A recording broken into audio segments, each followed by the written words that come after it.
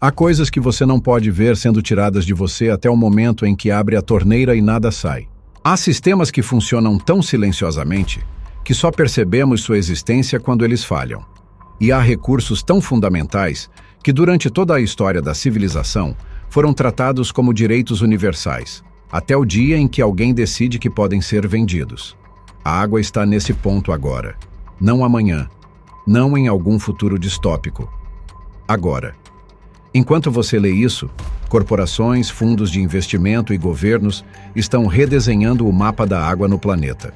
Aquíferos estão sendo mapeados, precificados e leiloados. Reservatórios que alimentam cidades inteiras estão mudando de mãos. E a narrativa que sustenta tudo isso é simples, sedutora e profundamente perigosa. A água é escassa. Os governos são incompetentes. E só o mercado pode salvá-la. Mas o mercado nunca salvou nada que não pudesse lucrar primeiro. E quando o lucro se torna o objetivo, o acesso deixa de ser um direito e se transforma em privilégio. A pergunta não é se a água será privatizada. É quanto tempo você tem antes de pagar por algo que sempre foi seu. Roma sabia disso. Há 2000 anos, o Império Romano construiu aquedutos que atravessavam montanhas, vales e planícies para levar água até as cidades. Não era caridade. Era controle. Água significava higiene, agricultura, indústria e, acima de tudo, poder. Quem controlava a água, controlava a população. As fontes públicas de Roma não eram apenas engenharia, eram política. O Estado garantia o acesso porque sabia que uma cidade sem água é uma cidade em revolta. Mas mesmo Roma, no auge de sua grandeza, entendeu algo que muitos esquecem hoje.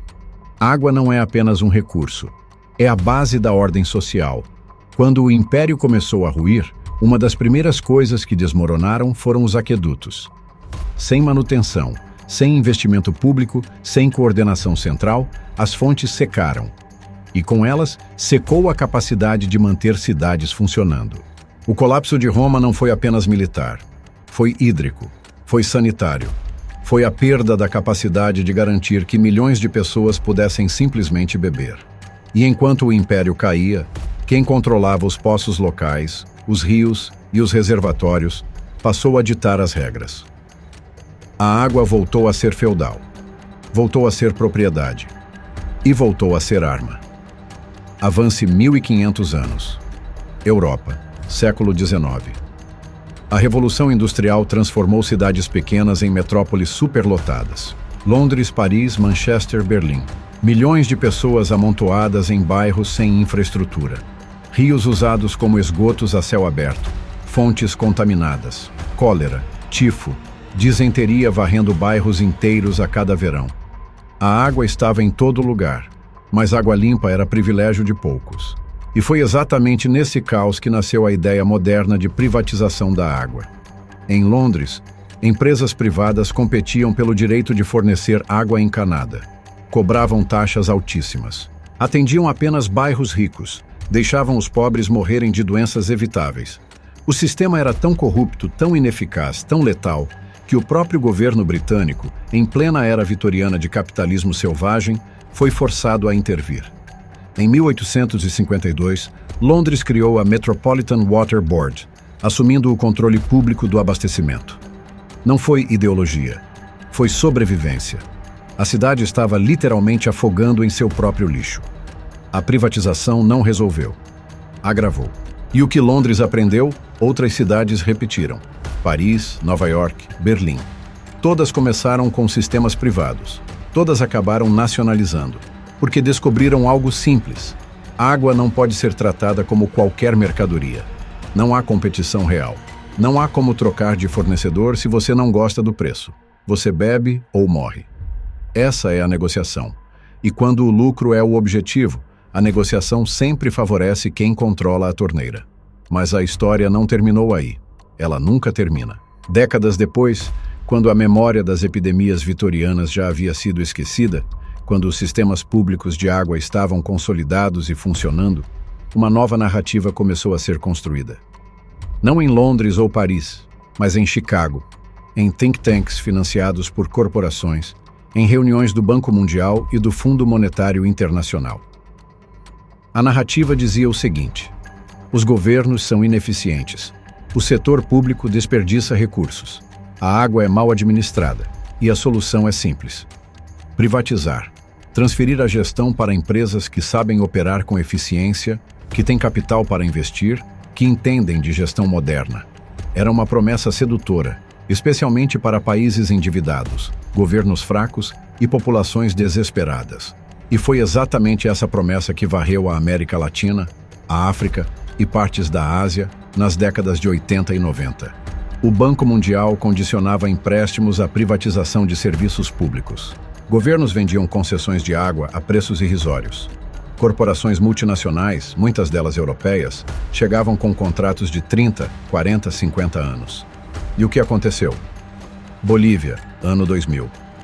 A cidade de Cochabamba privatizou seu sistema de água sob pressão do Banco Mundial. A empresa vencedora, controlada pela gigante americana Bechtel, aumentou as tarifas em até 300% quase imediatamente. Famílias que ganhavam menos de $100 por mês viram contas de água de 20, 30 dólares. Agricultores foram proibidos de coletar água da chuva sem pagar taxas. A população explodiu. Protestos tomaram as ruas. A polícia reprimiu violentamente. 6 pessoas morreram. E no fim, o governo foi forçado a cancelar o contrato e expulsar a empresa. Mas Cochabamba não foi exceção. Foi padrão. Na África do Sul, após a privatização parcial do saneamento nos anos 90, milhões de pessoas foram cortadas do fornecimento por falta de pagamento. Epidemias de cólera ressurgiram em áreas que não viam a doença há décadas. Na Tanzânia, empresas privatizadas cobravam tanto que comunidades inteiras voltaram a usar poços contaminados. Na Índia, Coca-Cola e Pepsi foram acusadas de esgotar aquíferos locais para suas fábricas de engarrafamento, enquanto vilarejos ao redor ficavam sem água potável. Em Manila, nas Filipinas, a privatização prometeu universalizar o acesso. 15 anos depois, grandes partes da cidade ainda não tinham água encanada, mas as tarifas haviam dobrado. O padrão era sempre o mesmo: promessas de eficiência, investimento e modernização. Realidade de aumento de preços, cortes de serviço e lucros repatriados para acionistas no exterior. Porque a lógica do mercado é clara: água não é um direito, é um ativo. E ativos existem para gerar retorno, não para garantir sobrevivência. A privatização não falhou por acidente. Falhou porque foi projetada para extrair, não para servir. E enquanto essas experiências desastrosas se acumulavam no sul global, algo diferente estava acontecendo no norte. Não abandono da privatização, mas sofisticação. As corporações aprenderam. Pararam de usar o nome privatização, que carregava estigma. Começaram a falar em parcerias público-privadas, em concessões, em gestão compartilhada. A estrutura era a mesma, mas a embalagem mudou. E foi essa versão sofisticada que chegou ao Brasil. Em 2020, o governo federal aprovou um novo marco do saneamento. A justificativa era técnica, racional, quase científica. O Brasil tinha 45% da população sem coleta de esgoto, 35 milhões de pessoas sem água tratada. O setor público não conseguia universalizar. Era preciso atrair capital privado. E para isso, era preciso facilitar a privatização das empresas estaduais de saneamento. A Sabesp, que atendia 28 milhões de pessoas no estado de São Paulo, foi uma das primeiras na mira. Em 2024, o governo de São Paulo vendeu 15% das ações da empresa em uma oferta pública. O controle ainda era estatal, mas a lógica já havia mudado, porque agora a Sabesp precisava dar lucro, precisava aumentar dividendos, precisava agradar acionistas. E quando uma empresa de água passa a responder ao mercado, suas prioridades mudam. Não é mais sobre levar água a quem não tem. É sobre maximizar receita onde já existe demanda. Não é mais sobre investir em áreas pobres. É sobre cobrar mais de quem pode pagar. E aos poucos, sem alarde, sem manchetes dramáticas, o acesso à água começa a se transformar em mercadoria. Mas a privatização das empresas de saneamento é apenas a superfície. O verdadeiro jogo está acontecendo em um nível mais profundo, mais silencioso e infinitamente mais perigoso. Está acontecendo nos aquíferos. Aquíferos são reservatórios subterrâneos de água doce. formados ao longo de milhões de anos. Eles alimentam rios, abastecem cidades, irrigam plantações. E ao contrário dos rios que você pode ver e mapear, os aquíferos são invisíveis. Estão quilômetros abaixo da superfície. Atravessam fronteiras nacionais. E até recentemente ninguém pensava neles como propriedade. Isso mudou. Hoje, empresas de mineração, agronegócio, fundos de investimento e até bilionários individuais estão comprando terras estrategicamente posicionadas sobre aquíferos. Não para plantar, não para morar, mas para controlar a água que está embaixo. No Brasil, o aquífero Guarani é um dos maiores reservatórios de água doce do mundo.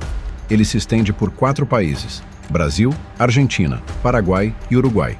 E nos últimos anos, centenas de milhares de hectares de terra sobre o Guarani foram comprados por grupos estrangeiros. Oficialmente, para agricultura ou reflorestamento. Na prática, para garantir direitos de extração futuros. Porque a lei brasileira diz que quem é dono da terra é dono da água que está embaixo dela. E quando a escassez chegar, quando as cidades começarem a brigar por água, quem controla os aquíferos controlará o futuro. Nos Estados Unidos, o bilionário T. Boone Pickens gastou anos comprando terras sobre o aquífero Ogallala, no Texas. Não porque amava o deserto, mas porque sabia que água valeria mais que petróleo. Na Austrália, fundos de investimento compraram fazendas inteiras no interior, não pelas plantações, mas pelos direitos de água subterrânea. Na China, o governo está mapeando sistematicamente seus aquíferos e classificando-os como ativos estratégicos nacionais.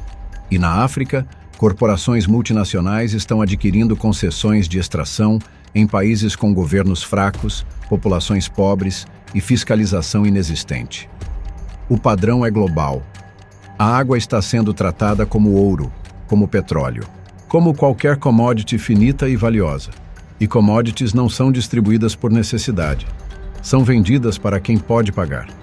Isso não é teoria conspiratória. É o modelo de negócios. Empresas já estão negociando contratos futuros de água em bolsas de valores. Fundos de investimento criaram portfólios inteiros dedicados a ativos hídricos. E economistas estão defendendo abertamente que a única forma de preservar a água é precificá-la corretamente. Que o desperdício acontece porque a água é barata demais. Que o mercado vai resolver o problema naturalmente. Mas o mercado nunca resolve a escassez.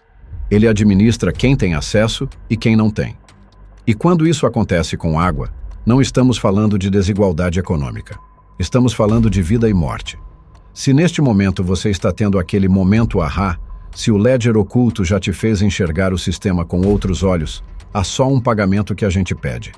Inscreva-se agora, porque a resposta final é ainda mais profunda. A resposta para onde tudo isso leva não está em gráficos econômicos ou projeções de mercado. Está na história. Porque isso já aconteceu. Várias vezes. E sempre terminou da mesma forma.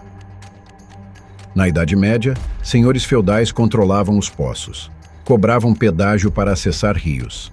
E quando a seca chegava, decidiam quem bebia e quem morria de sede. No Império Otomano, o controle da água era instrumento de dominação política. Cidades rebeldes tinham seus aquedutos cortados. Vilas que não pagavam tributos viam suas fontes desviadas. Na Califórnia do século XIX, barões da água desviaram rios inteiros para irrigar suas terras, enquanto comunidades inteiras secavam. E quando protestaram, foram esmagados por milícias privadas. O controle da água nunca foi apenas econômico. Sempre foi político. Sempre foi sobre poder. Porque quem controla a água, controla tudo. Controla onde as pessoas podem viver. Controla o que podem plantar. Controla quanto precisam pagar para sobreviver. E em um mundo que está ficando mais quente, mais seco e mais populoso a cada ano, esse controle vale mais do que qualquer outro recurso no planeta. As projeções são claras. Até 2030, metade da população mundial viverá em regiões com estresse hídrico severo. Até 2050, a demanda por água doce excederá a oferta disponível em 40%. Geleiras estão derretendo. Aquíferos estão sendo esgotados mais rápido do que conseguem se recarregar. Rios estão secando. E enquanto isso acontece, a água disponível está sendo concentrada nas mãos de cada vez menos atores. Governos que deveriam proteger esse recurso estão vendendo concessões. Comunidades que deveriam ter direitos garantidos estão sendo expulsas. E populações inteiras estão sendo transformadas em consumidoras de um bem que sempre foi comum. Isso não é progresso, é cercamento. É o mesmo processo que transformou terras comuns em propriedade privada na Inglaterra do século XVIII, que transformou sementes em patentes no século XX, que transformou conhecimento em propriedade intelectual na era digital. Agora está acontecendo com a água, e a justificativa é sempre a mesma: eficiência, gestão moderna, sustentabilidade. Mas sustentabilidade para quem? Eficiência medida como? Gestão em benefício de quem?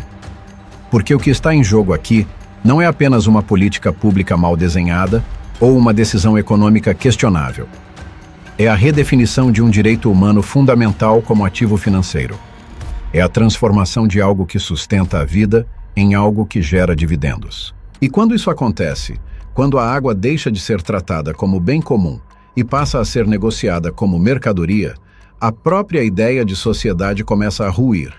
Você não negocia o ar que respira, não assina um contrato para ter acesso à gravidade, mas está aceitando passivamente que a água seja tratada de forma diferente. E aceitando isso, está entregando o controle sobre sua própria sobrevivência. Está concordando que alguém, em algum lugar, em uma sala de reuniões ou em um fundo de investimento, pode decidir quanto você vai pagar para beber. Pode decidir se sua cidade terá água ou não. Pode decidir se suas plantações serão irrigadas ou deixadas para secar. E pode fazer isso tudo em nome do lucro, da eficiência, da modernização. Enquanto você apenas tenta sobreviver. A guerra da água não vai começar com tanques e soldados. Já começou. Nos tribunais que decidem direitos de extração. Nos leilões que vendem concessões. Nos contratos que transferem aquíferos para mãos privadas. Nas tarifas que sobem a cada ano. Nas torneiras que secam em bairros pobres enquanto condomínios de luxo têm piscinas cheias. A guerra já está acontecendo. Você só não foi avisado. E quando finalmente perceber, quando a conta de água consumir metade do seu salário, quando precisar escolher entre pagar pela água ou pela comida, quando ver comunidades inteiras sendo deslocadas porque alguém comprou o aquífero embaixo delas, será tarde demais para resistir. Porque a resistência precisa acontecer agora. Enquanto ainda há sistemas públicos para defender. Enquanto ainda há aquíferos que não foram leiloados. Enquanto ainda há alguma noção coletiva de que água é direito, não mercadoria. A história não se repete, mas os padrões de poder, sim. E o padrão aqui é inconfundível. Escassez gera concentração. Concentração gera controle. E controle transforma direitos em privilégios. Se você acha que isso não te afeta, é porque ainda não percebeu que já começou. A torneira ainda abre, por enquanto. Mas pergunte a Cochabamba, pergunte a Flint, Michigan. Pergunte a qualquer comunidade que acordou um dia e descobriu que a água não era mais sua. Eles também achavam que estavam seguros, até o dia em que não estavam. A história não se repete. O dinheiro, sim. Curta este vídeo e inscreva-se no Ledger Oculto. A verdade está aqui.